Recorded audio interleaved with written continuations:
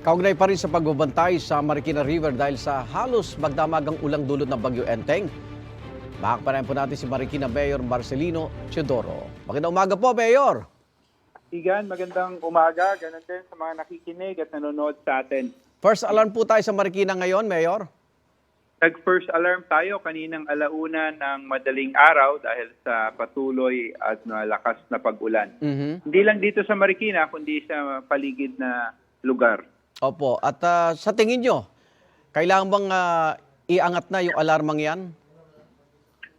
Ayon sa protocol, nung umabot ang water level sa Marikina River ng 15 meters ay tinaas na natin.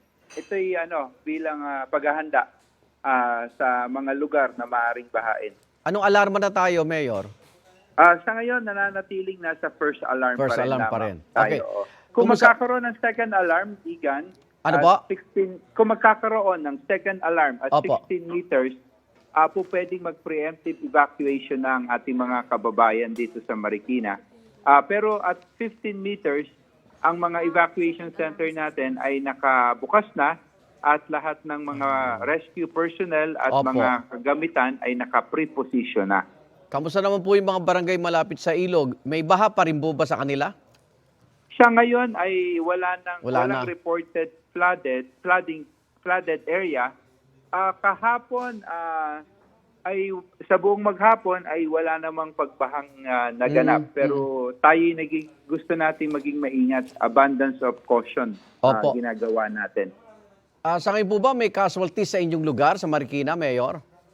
Walang reported, Igan, na casualty. Aha. Maraming mga nagkasakit, yung sakit na dala talaga ng ganitong panahon.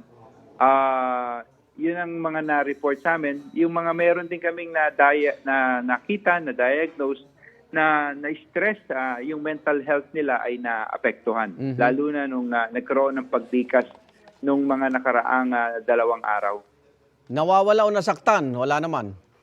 Wala naman tayong nasaktan, Igan. Yun nga Oo. lang, meron tayong mga reported na fire incident nung habang bumabagyo. May 2 o 3 tayong fire incident, pero wala namang nasaktan dun sa mga pangyayari na yan. So ngayon po ay naka-alerto lang yung mga rescue teams natin sa Marikina, Mayor. Tama, Igan, naka-alerto sila, naka-standby sila. Bahagi ng protocol na sinusunod natin. Supply ng kuryente, tubig, tuloy-tuloy po, Mayor? Ang tubig ay tuloy-tuloy. Ang kuryente may mga rotational o mga area na nawawala o pinapatay deliberately ang kuryente. Tulad ngayon, may isang insidente na may kumikislap dun sa poste, dun sa Opo. isang lugar. Opo. Kailangan patayin tong kuryente sa lugar na ito. Opo. Dahil dala na rin ng itong patuloy na pag-ulan. Mensahe sa mga taga-Marikina, lalo na dun sa may Marikina River, Mayor. Patuloy na mag-ingat, sumunod sa protocol, lalo na pag nagkaroon na ng alarm. At kung magsa-second alarm, ang mga kababayan natin pwede na mag-preemptive evacuation sa mga center natin.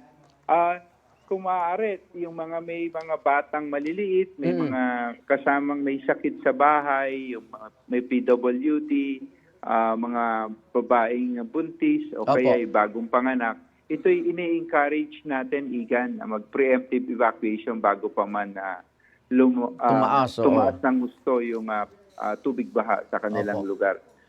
Igan, ulitin ko, kagabi pa lamang ay in-announce na natin na madaling araw, kaninang alas 12 ng hating gabi ay in-announce natin na patuloy na suspendido ang klase sa Marikina. Hindi lamang yung face-to-face, Opo. pati yung mga asynchronous classes natin. Okay. Dahil yung ibang paaralan natin kahapon ay nag-announce na magkakaroon ng asynchronous classes.